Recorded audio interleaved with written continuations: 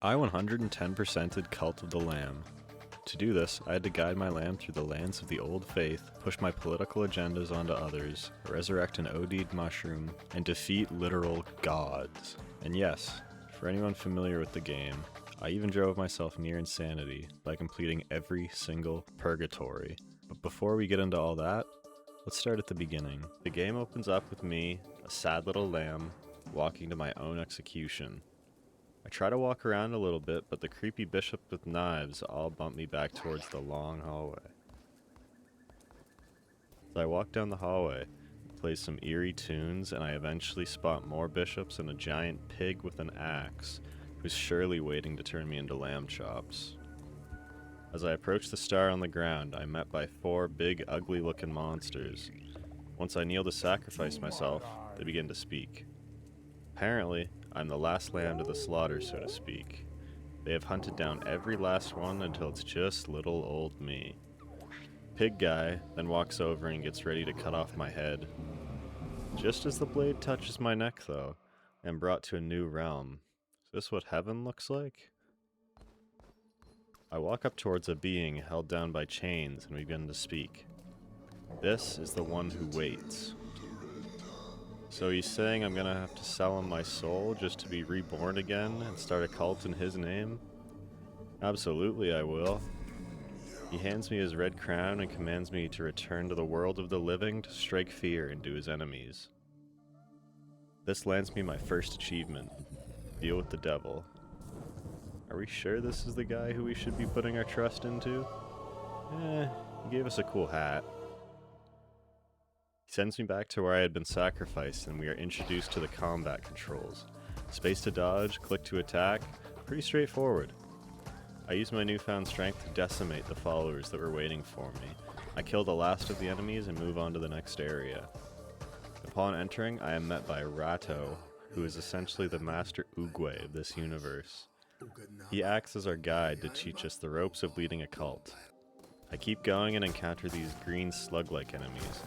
Naturally, I kill them all, and am rewarded with a coin. I keep venturing through the different rooms, defeat the enemies inside, and collect the gold they've been keeping from me. It is probably by now that you see that this game would be considered a roguelite. Only this one has an interesting twist we'll get into in just a little bit. I clear out the last of the enemies and move on to the next area. Here we are met by Rato, again, who instructs us to free the poor donkey about to be sacrificed. I push my beliefs onto these enemies and free the frightened donkey. Once I make it out of the level, Rato introduces the mechanic that makes this roguelike unique. As I am the leader of my cult, this means that I must provide for my followers. Turns out, I am now playing Animal Crossing, Binding of Isaac Edition. I go to indoctrinate my first follower and name him Day 1, which is only fitting, as he'll be here the whole way through, right? I also get the first follower achievement. I gather some resources from around the camp and build my first structure, the cooking fire. This allows me to prepare meals for my followers so they do not go hungry. I make a delicious basic berry bowl and give it to Day 1. He loves it. Rato comes back and tells me to continue on my journey of bringing peace, freedom, justice, and security to my new empire. I make my way through this first level, wiping out rooms full of enemies, like these blue bat-looking things. I walk into a room and stumble upon a new character. His name is Klonek, and he looks like a tree. He introduces us to the concept of tarot cards. These are essentially perks I get to collect through each run. I make it to the end of the area and get to choose where I go next. It's between wood or stone. I chose stone just based off of gamer intuition that stone is harder to get. I enter the next area and find a cute little squirrel. Squirrels can't join cults, so naturally I turn him into minced squirrel meat. I continue slaying my enemies and am met by Leshy, our first bishop. He tells me to turn tail and run, but I'm expecting him to be the first boss fight, which tells me that he isn't really all that. I grab another tarot card, and then meet up with our boy Leshy again. This time, we are joined by one of his followers, who he turns into a big green slug monster named Amdusius. He's similar in attacks to the smaller green slugs, only he can also shoot poisonous projectiles across the room as well. We dodge slash the mini-boss away and free Amdusius from his curse. This gives us the Death to Non-Believers achievement. I then convert Amdusius to our cult. I choose this wolf follower form as my reward and return home. I indoctrinate Amdusius into the cult, and you may notice that I didn't change his name or appearance. This is just because I wanted to keep each boss as its original form. I don't know why I did this, but it's my playthrough, so if you don't like it, I'm sorry.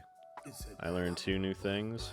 1 is that I need a shrine to harvest devotion for upgrades. 2, my followers defecate on the floor and wait for me to clean it up. I build the shrine and meet a new follower. He looks like a dog and can be pet, so I name him Good Boy. I harvest more resources than build a temple. Ratto informs me that this is where I preach sermons and unlock new powers to become even stronger. Every time I preach, all of my followers' levels get tallied up and counted towards leveling up my combat skill tree. After preaching to my enormous following of 3, I acquire the Gain Half a Heart upgrade. I also grab the Preacher of Truth achievement. I continue into this next level and unlock a new weapon, a battle axe. Now I am a fan of this weapon. It's slower than the sword but does more damage and has a much larger range. I have another meeting with Ratto, this guy is everywhere, and learn about curses. These are powerful abilities that consume fervor, which can be replenished by defeating an enemy. Leshy comes back as well and references the red crown rising again. Who are you calling unholy? Look at you. I move on, save a new follower from being sacrificed, and meet a new character. Harrow the Owl, who either talks in riddles, or I'm just too dumb to understand him. He gives me 3 commandment stone fragments, which are what I will use to create new doctrines at my temple. I finally end up at the next mini-boss, Veilfire. He's another slug, but he shoots fireballs and jumps around the room, much more difficult than Amdusius.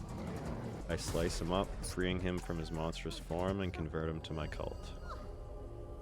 Upon returning, I unlock the farm plot and the divine inspiration tree at my shrine, and can now plant seeds.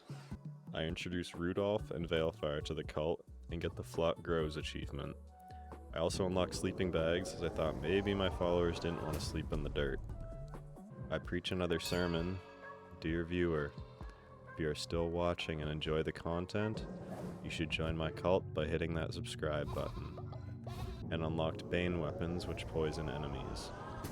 In the next level, I find the 3rd type of weapon, daggers. Honestly, not a fan of this one. It is fast, but the range and damage is pretty low, as expected. You've got to get right up in the business of these enemies for this to be effective. I move on to the next area, which ends up being another new character, Fornius the Cat, who lets us pick out 1 item from his collection. I choose the bunny follower skin.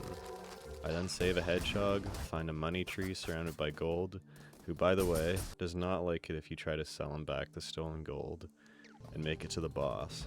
Barbados is a weird caterpillar thing that burrows under the ground and comes up to shoot poison.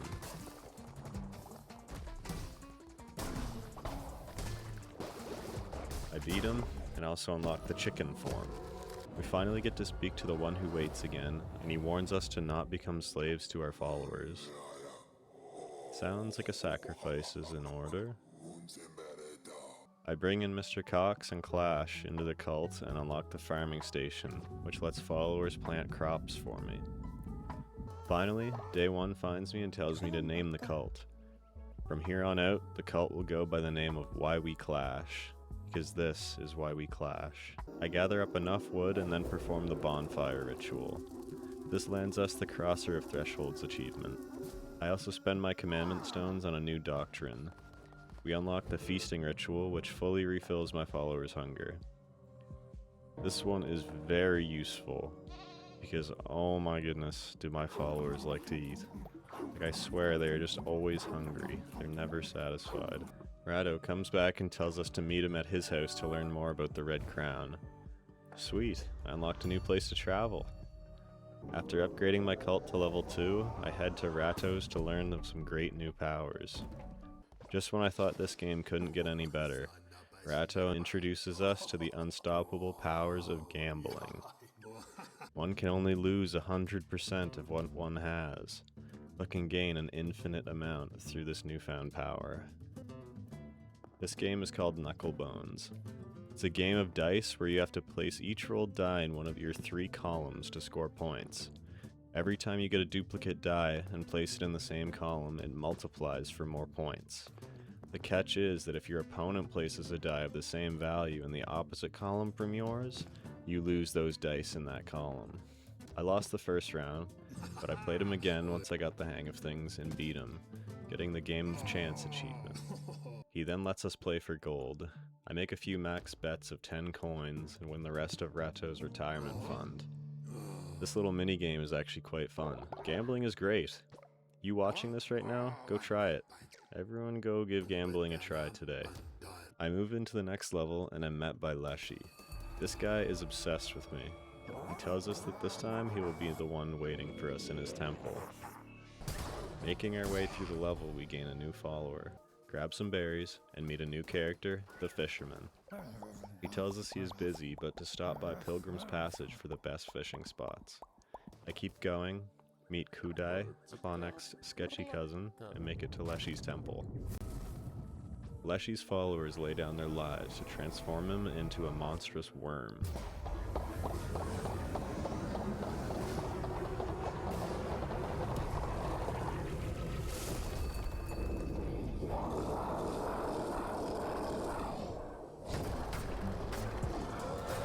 He combines all of the previous mini-boss's attacks into one, while adding a few new ones like shooting spikes in all directions.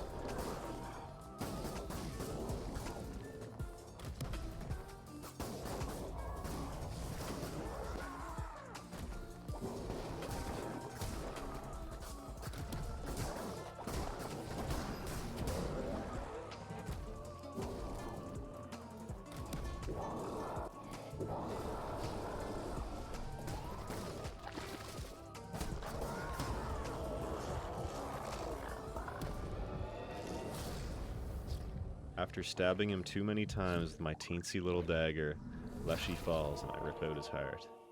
This grabs us the See No Evil achievement. I head home, unlock better beds for my followers, secure 3 new curses, and welcome Bessie to the cult. I learn that I can spend the heart I borrowed from Leshy on upgrades as well. I can now teleport myself out of a mission if I so please.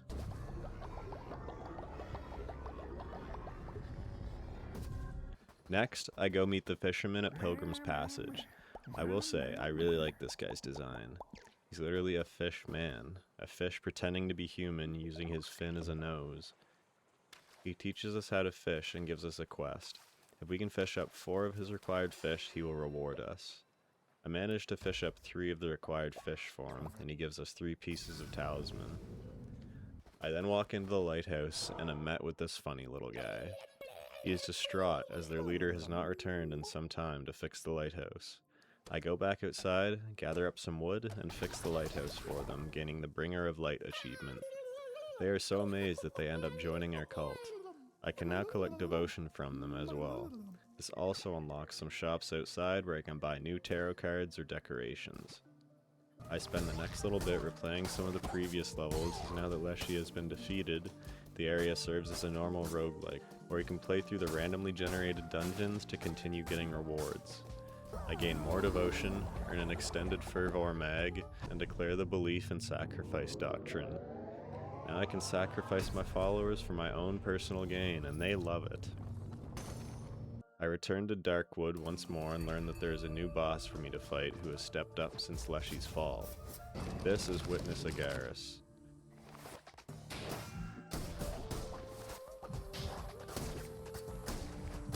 I defeat him, steal the eyeball, and convert them to my cult, landing me the Flock of Many achievement. Anchor Deep time. I use the power of 9 followers to open up the door to the next chapter. Everything here is blue, bubbly, and full of angry sea creatures with ranged attacks. I grab the 4th weapon we find in our travels, the gauntlets. This weapon deals low damage on the first 2 attacks, but then massive damage on the 3rd.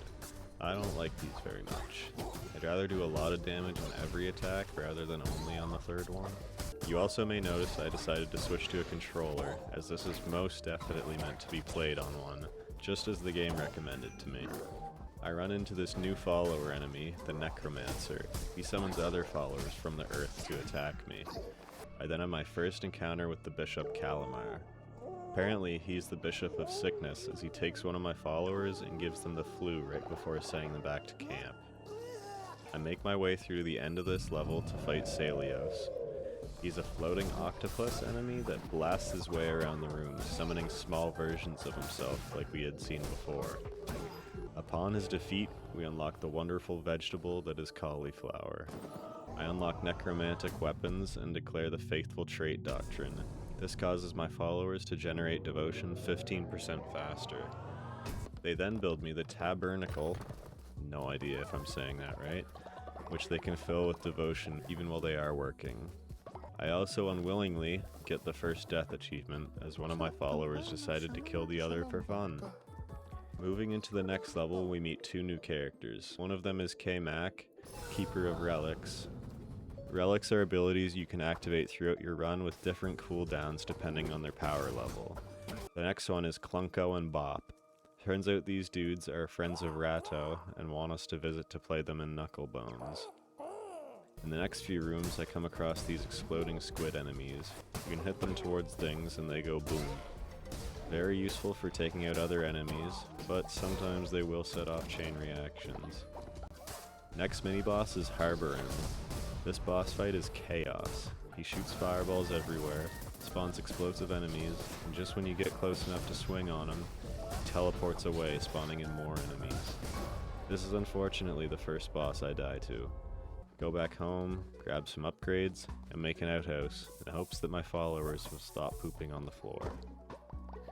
I go back to fight Harborim a second time, but this time I'm more familiar with his attack pattern and I defeat him. I then spend a commandment stone on the cannibal trait and sacrifice my first follower, getting the sacrificial beast achievement. I mean, this is the guy who killed one of my followers earlier, so he had it coming. In the following level, we come across Rakshasa, who lets us pick between a few different food options just before chopping up his other customers. We have another meeting with Calamar, only this time it is a very different tone from before. He's now begging for me to spare his life, the coward. After that, we meet Plimbo, seller of antiques. This unlocks a new area on the map called Smuggler's Sanctuary. I keep making sushi out of these underwater creatures until I reach Bowsybug. He wasn't nearly as difficult as the last boss. He just floated around the room, rotating through different fireball attacks. I end him and indoctrinate him into my cult. When I get back to my base, one of my followers informs me that my base is hard on the eyes and wants me to build some decorations. This is when I find out I can build trophies for each of the bishops I defeat. I add some nice flooring around my shrine and then build the Leshy trophy. I'm now ready to take on Calamar. Or so I thought. I go through this dungeon like normal, slaughtering the enemies with different beliefs from my own. Everything is normal up until I am met by a bishop, only this time it's Shamura, instead of Calamar. This guy speaks similar to Harrow, our owl friend from earlier, as none of it really makes sense. He hits us with some new spider enemies, which we make short work of. We then meet Helob, who is a spider himself, only he sells followers and apparently loves the crunch of their little bones. It's at this point I have played enough of this chapter that I can say, I hate it. The enemies fly around the room, shoot projectiles, and explode everywhere. It's pure chaos. Not so subtle foreshadowing for the boss fight ahead. We make it to Calamar's temple just in time to watch him consume the strength of his followers to become a huge squid. I'll say, he does have a pretty cool boss design. Each arm holds a different weapon, which in turn he uses for a different attack. That is about the only thing I like about this boss. This guy is like your little cousin who forgot to take his ADHD meds and drank a monster instead. He is always moving, spawning in more enemies than you can count, while simultaneously shooting an armada's worth of fireballs across the screen. I die after only hitting him one time. I return to base, as I am clearly not powerful enough to take on the giant squid. I upgrade my weapons and extend the Fervor mag. I decide to take a break from crusading and visit Plimbo. After making a few classic mother-in-law jokes, he tells us that we will trade the Eye of the Witness we have for a piece of talisman. This completes it. I go visit Pilgrim's Passage again, and am rewarded with this new funky follower form. I then fish up the last fish for the fisherman and get a piece of talisman, and the Teach a Lamb to Fish achievement. One more stop before returning to camp. Knucklebones with Clunko and Bop. Knucklebones with Clunko and Bop. He is a more difficult opponent than Ratto, which lets you wager more gold. I beat him a couple of times and make some cash. Upon returning to the camp, I spend my complete talisman on a new fleece. Fleece add different powers to your character. I'm not gonna lie, a lot of them seem pretty mid, but the Fleece of the Fates catches my eye. We can no longer find tarot cards on our journey, but we are guaranteed 4 at the start of every mission. I decide it's time to try Calamar again. I make my way to his temple, but this time I have a plan. I had recently unlocked vampiric weapons, which have a chance of healing me when I kill an enemy. Since Calamar continuously is spawning enemies, I'll use them as vessels of health. Boy, am I glad I brought in this weapon. I'll give you a second to just watch this boss fight.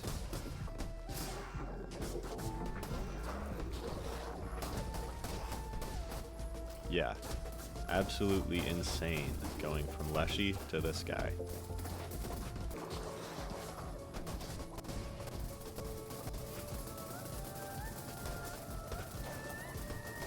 After dodging and slashing for a solid 5 minutes, we would finally turn Calamar into Calamari. I know, see what I did there? This lands the Hear No Evil achievement. We grab his heart and spend it on the Darkness Within upgrade, which grants us a cursed heart at the beginning of each run. I then sacrifice another follower. Sorry, Andusius, you were old anyway. I return to Anchor Deep to take on another witness. I unlock a new weapon, being the hammer. I like it more than the gauntlets, but it is way too slow for me. Leaves you vulnerable for a long time, so any small quick enemy will cause you problems. This time the boss is Witness Astaroth. They actually have a pretty similar attack pattern to the previous Witness. They do a couple attacks, teleport away, and let you fight off the enemies that spawn in. Eventually we defeat them and gain another eyeball. There's just something special about seeing Why We Clash pop up on the screen every time we return home. Anyway, after returning, I finally upgrade my cult to harvest even more devotion, earning the devotion achievement. I then use 7 followers to open up the door to the next chapter. Weird that it's less than the last one. We enter a gross swampy area filled with frog enemies and weird mushrooms with people trapped inside them. We then meet Hecate, the bishop of this land, who causes our followers to go hungry. After speaking with Hecate, we make our way to the first mini-boss, Gusian. Gusian is a frog that happens to lay eggs. I did not want to find out what was inside those eggs, so as soon as he popped them out, I was just as quick to scramble them. This guy was pretty easy, he just kept hopping around, popping out eggs and fireballs. Upon returning to my cult, I use a commandment stone to unlock the Ritual of Resurrection, which allows me to bring a follower back from the dead. I finally build the missionary buildings so that I can send followers on missions to gather resources. I send 2 of my best, Dumbo and Prancer. Hopefully they make it back, but even if they don't, they'd be worthy sacrifices. I decide to build a second plot of farmland and build a kitchen. Finally, my followers don't have to rely on me for food. I enter the next level and am met by a swarm of mushroom people. They say they have been sent by someone named Sozo to collect mushrooms. They then ask me to collect mushrooms for them and bring them back to Sozo, which unlocks a new area of the map. Now, these are mushroom people, so surely killing them will drop mushrooms, right? If you aren't a fan of where this is going, look away for about 5 seconds. Turns out I was right. Making our way through the swamp, I collect some pumpkins and pumpkin seeds for my garden, save a follower from the sticky mushroom fate, and get to the next boss, Eligos. This guy's a flying bat-like creature. He has a cool attack of dashing towards you and sending a wave of fireballs in his wake. We do make short work of him, and become one step closer to Hecate. I upgrade my weapons, declare the fight to the Death Doctrine, and head to the new area of the map. Here we meet Sozo, who asks for mushrooms in exchange for a piece of talisman. He takes the mushrooms and immediately consumes them, like any addict would, as his eyes turn red. In the next level, I meet Hecate again, who drops some interesting lore about the one who waits. Long ago, he was the fifth of the bishops, but seemed to crave more, and was cast away into the chains we now see him in. Then he decided to make all my followers starve, which wasn't really cool at all. The mini-boss of this level is another frog creature. Only difference is that this one is red and shoots explosives. His name is Zepar. Back home, I upgrade the power of my battle axe, unlock the ritual of the harvest, and construct some more wood mills and stone mines as I'm starting to get a little low on resources. I decide it's time to face Hecate in all their frog glory. He tells me that he's waiting for me at his temple. I encounter Flinky, the snake who loves gambling, and unlock a new Knucklebones player. I make my way through the countless enemies with only one goal in mind: put an end to the starvation-causing monster. Really, I'm just tired of having to feed my followers every time he rage starves them. We make it to Hecate, who turns into, who could have guessed, a frog.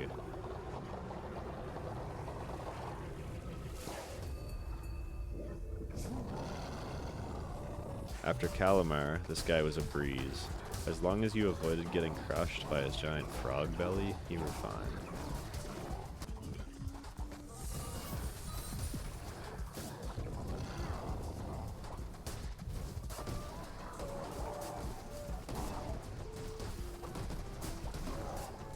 I did get a little careless and he brought me down to 1 heart, but I locked in and defeated him, gaining the Speak No Evil achievement.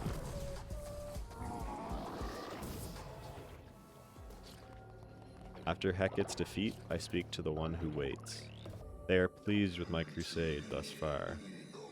Ah, it warms his cold, dead heart. I think that's the sweetest thing you've said to me all game.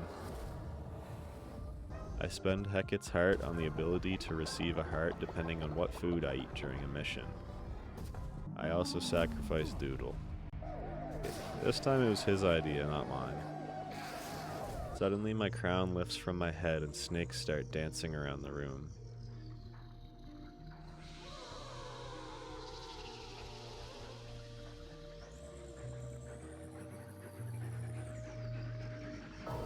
My crown transforms into a snake-like being and begins to speak to me. The being explains that my followers are sinful, and as their ruler, I must use them for their sin and harvest it. This unlocks the ability to generate sin. Pretty much any task you would imagine would generate sin in real life generates sin in the game. Drinking, destruction, and dancing to drums, I guess. After letting my followers wreak havoc on my base, didn't realize they would actually destroy stuff. It's actually pretty annoying. I harvest the first bit of sin from one of my followers. You can use this new currency for a few different things, such as upgrading your temple or having your followers make an egg. Not gonna go into details. I go to play Flinky and Knucklebones when I finally realize my mistake. I get to Rato's hut, and Flinky for some reason is an easier difficulty than Clunko and Bop. This is because Hecate is actually the second bishop you're supposed to defeat, which explains why Calamar proved to be so difficult, as I did the story in the wrong order. A little extra challenge doesn't hurt, I guess. After proving that gambling is all skill and no luck, I leave. I return to the swamp to defeat the third witness. It's at this moment that I find the most fun weapon in the game, the blunderbuss. I have to say, the last thing I was expecting throughout this adventure was to unlock a literal gun to shoot my enemies with. This introduces the ammo mechanic, which isn't too bad. You have 3 bullets, you shoot one, it has to recharge. If you keep spamming the shoot button, the ammo fails to replenish. The thing is, the ammo replenishes pretty dang quick. Not to mention, the heavy attack on this thing is so powerful. It shoots a long-range, high-damage shot. We get to witness Bathin and pump this boss full of lead.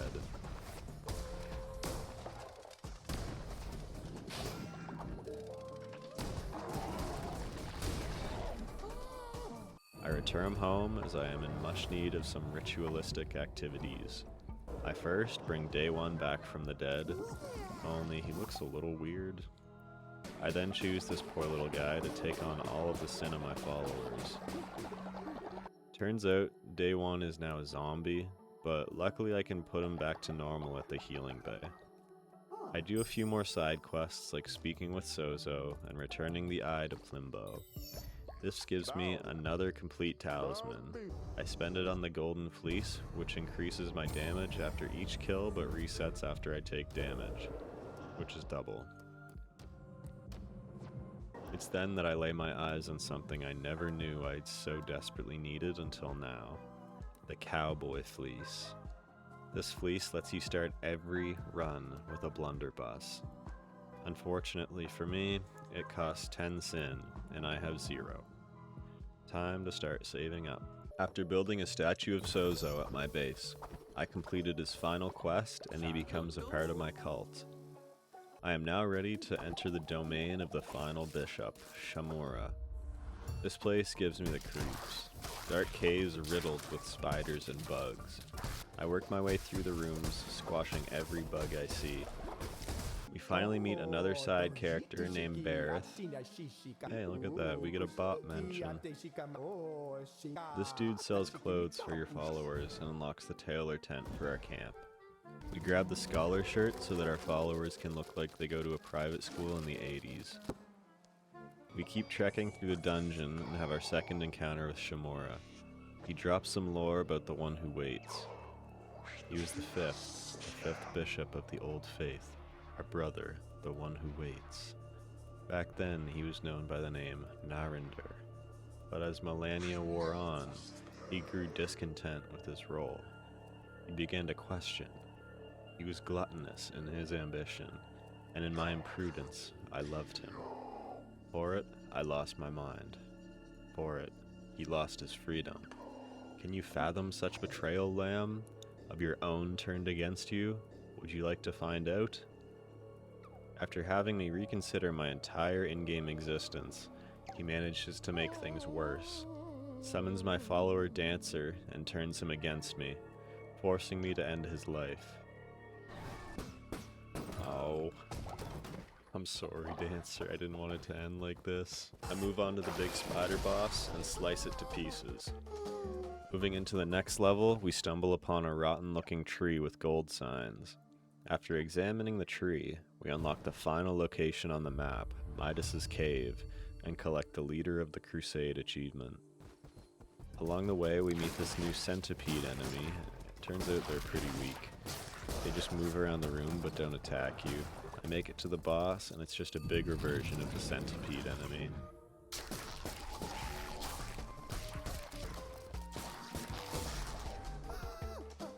Instead of being sent back to our base, we are sucked into the realm that holds the one who waits.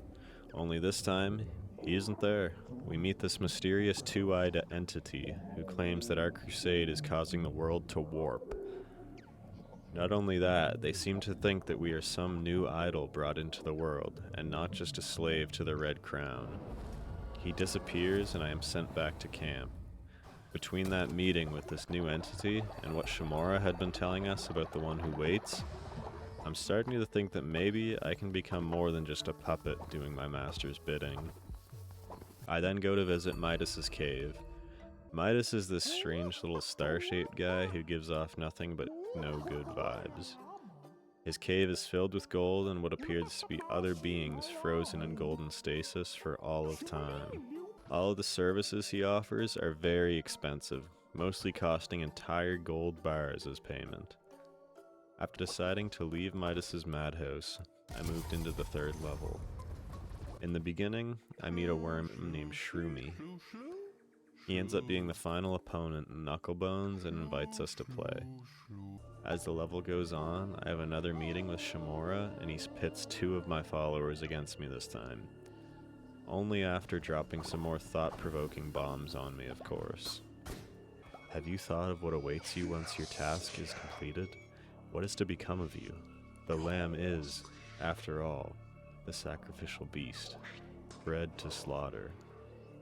You know, maybe he does have a point. What is my purpose in all of this? Be a slave to a master who will eventually cast me aside into nothing? After pondering my existence, I make it to the boss of this dungeon, Horus. He is a scorpion enemy that lunges and shoots fireballs. We kill him and move on. I go to face Shumi and Knucklebones, beat him, and unlock the Knucklebones arena so that I can play against my followers. I also learned that he has a max bet of 50 gold. I play him a couple times and rack up some cash.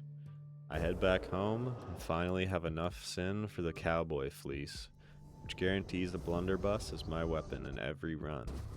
The red crown even becomes a cool little cowboy hat. Spend some sin on upgrading my temple and complete Midas's greedy task. We enter the 4th level of the Silk Cradle, and Shimura lets us know he will be waiting at his temple. It's at this point that I know the end is near. Nothing will stop me at this point.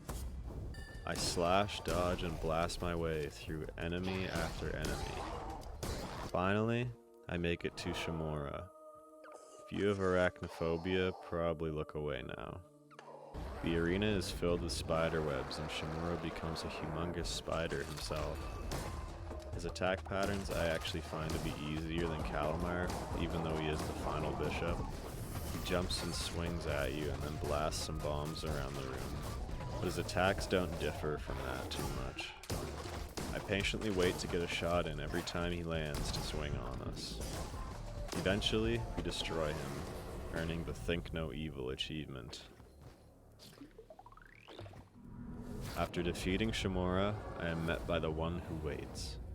He tells us the time has come to set him free, and we must do so quickly. After being sent back to our realm, we get hit with the coldest quote in the game. Lamb, once slaughtered in the name of the captive god, ponder this. Whose name dost thou slaughter in now? Have I really been doing this for a future I won't see? By the sounds of things, the One Who Waits is evil, and I've been doing the slaughtering for him. I enter the dungeon area and see the door in the center blow open, glowing from within.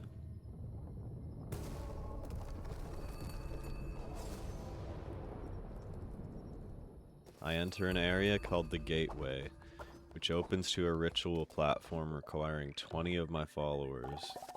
After performing the ritual, I am transported to the realm that holds the One Who Waits.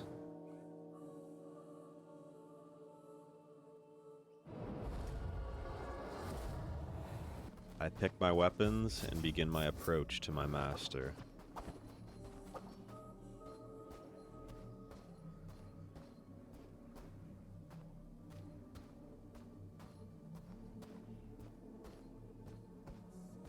When I reach him, he tells me to lay my life down at his feet, and then lines up my followers in cages.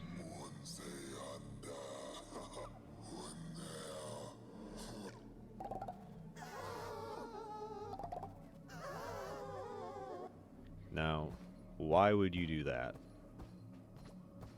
Upon stepping onto the platform, I am met with a choice. Throw away everything I have built up, or bow to no one.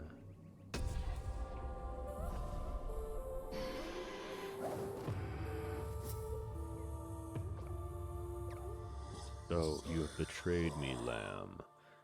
To my surprise, it is not Narender who rises to kill me, it's one of his followers, Baal. They move around the room, doing a series of slash attacks with their staff and shooting chains up from the ground.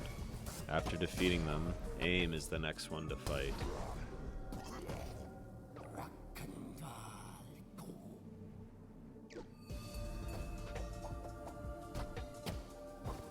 They shoot fireballs and teleport around the room. They summon chains from the ground too, but it's not enough to stop me. After defeating Aim, Narender breaks loose from his chains to take us on himself.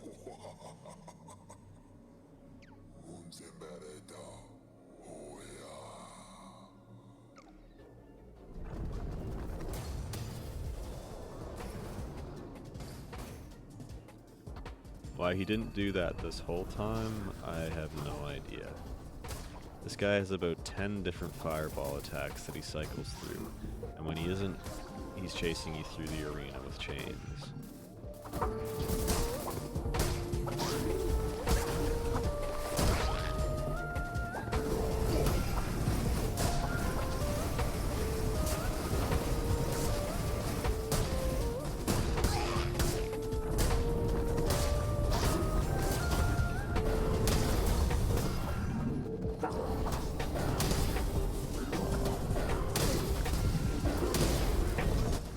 After getting my final swing on him, he falls through the ground, revealing that he isn't quite done yet.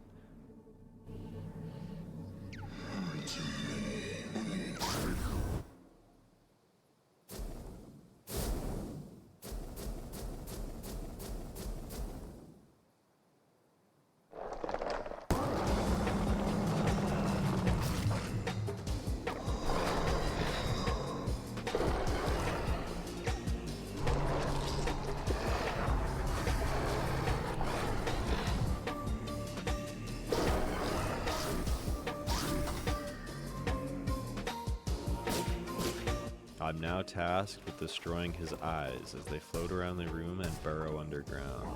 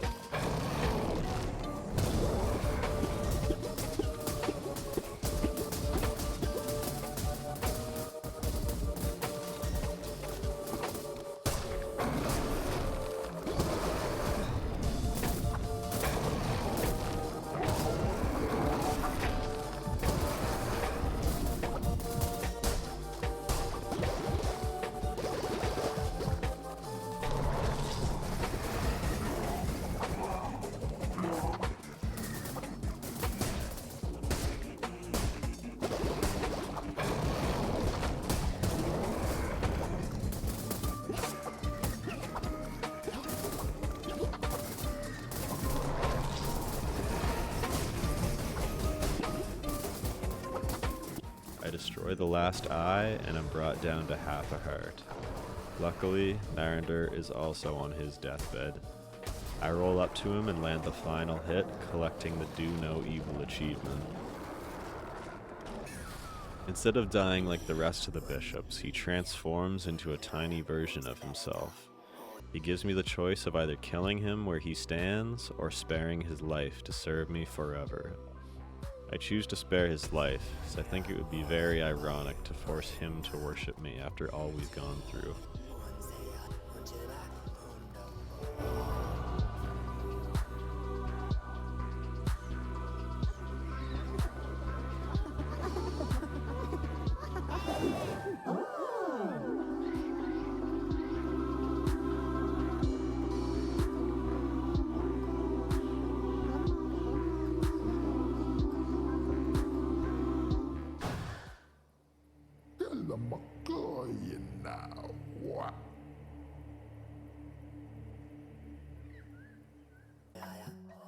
We head back to camp and indoctrinate the one who waits, who is the first follower to have the invincible trait, allowing him to serve us for eternity.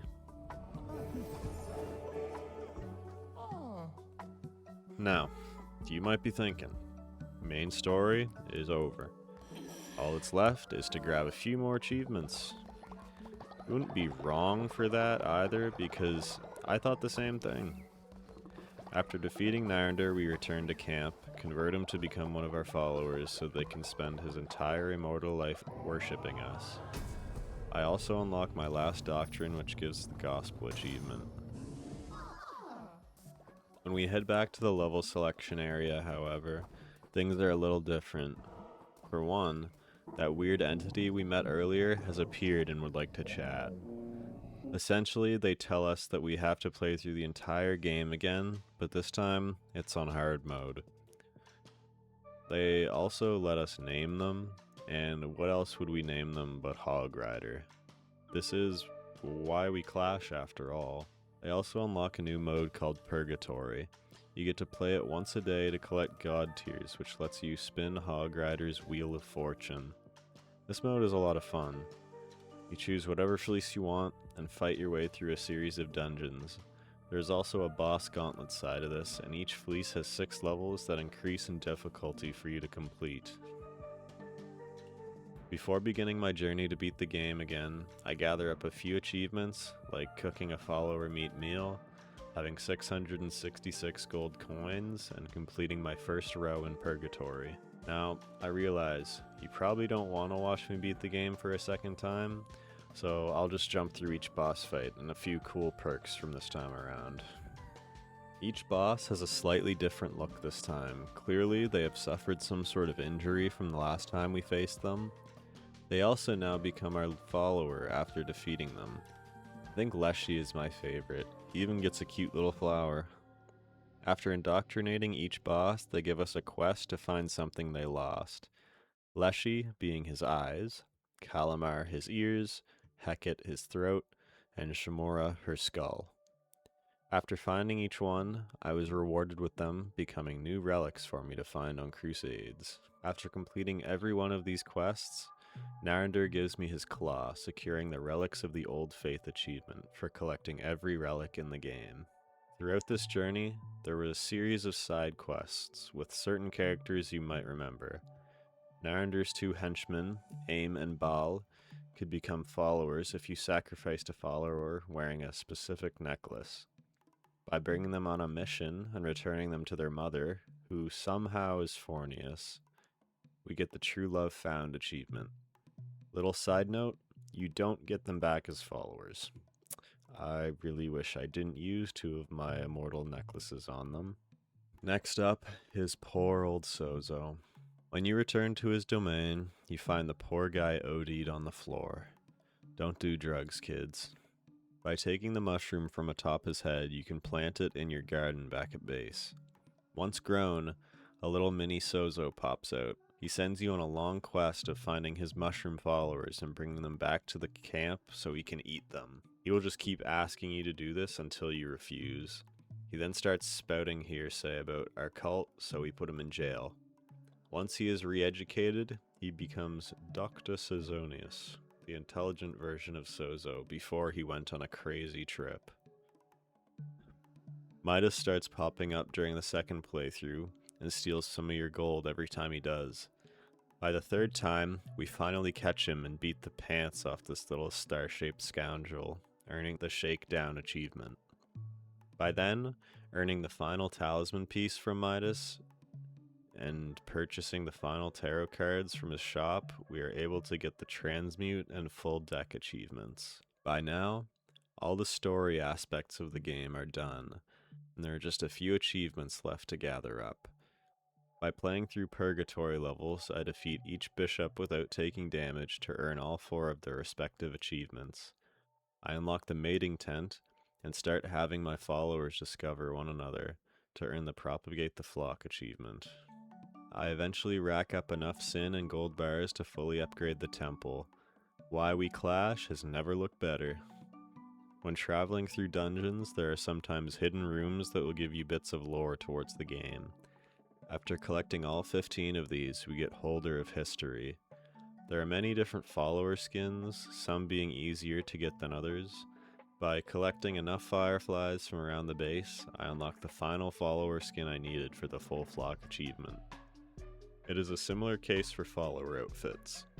By performing the nude ritual for the 5th time, I unlocked the final outfit to grab Setter of Trends. This just leaves 2 achievements. When one of your followers reaches level 10, you can turn them into a disciple, allowing them to spread the followings of your cult in your absence. After getting my 12th disciple, I grabbed the Apostles achievement. And by doing this, I obtained godhood. No longer a servant, no less than a god. After all that was done, I began the slog that is completing every row in Purgatory. 11 out of 10, do not recommend. This got old fast. Well, it was fun the first few rows. It grew tedious as it was the same thing over and over for 120 times. What makes the season better is that you can only do 2 levels per day. So at minimum, you need 60 days to complete all of them, and that's if you don't die at all. Unfortunately, that was not the case for me. Eventually, I did make it through all of them and got this cool little icon on my save file. Yes. 110 and the Purgatory icon. Yeah, you heard that correctly. After all of this, putting half my playtime on this game into Purgatory, I get an icon on my save file.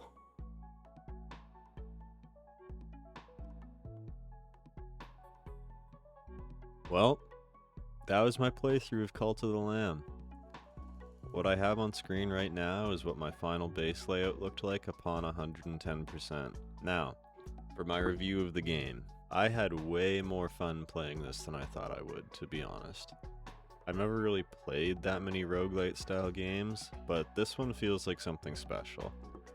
It is, after all, a roguelite in combination with a game like Stardew Valley, with the whole growing your cult concept.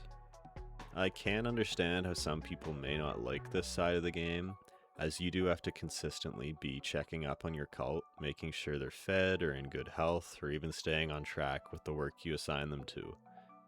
This is honestly what made me love this game though. For me it was a fun buffer, having all the different things like exploring different areas of the map, unlocking new buildings, growing stronger through the means of your followers.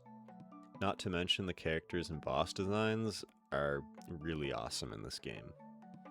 In total, this took me about 105 hours to 100% complete, which in my opinion was well worth it.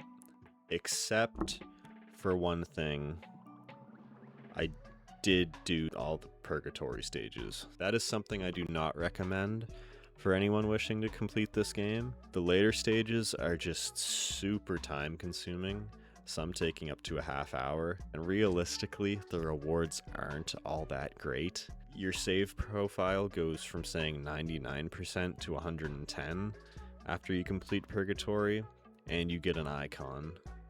That's about it. Other than that though, I did have a blast playing this game and highly recommend you go start your own cult. And if you're still here, subscribe. You clearly like the video, so subscribe to stay up to date on any time I upload myself putting way too many hours into a video game for your own entertainment. It's greatly appreciated. Peace.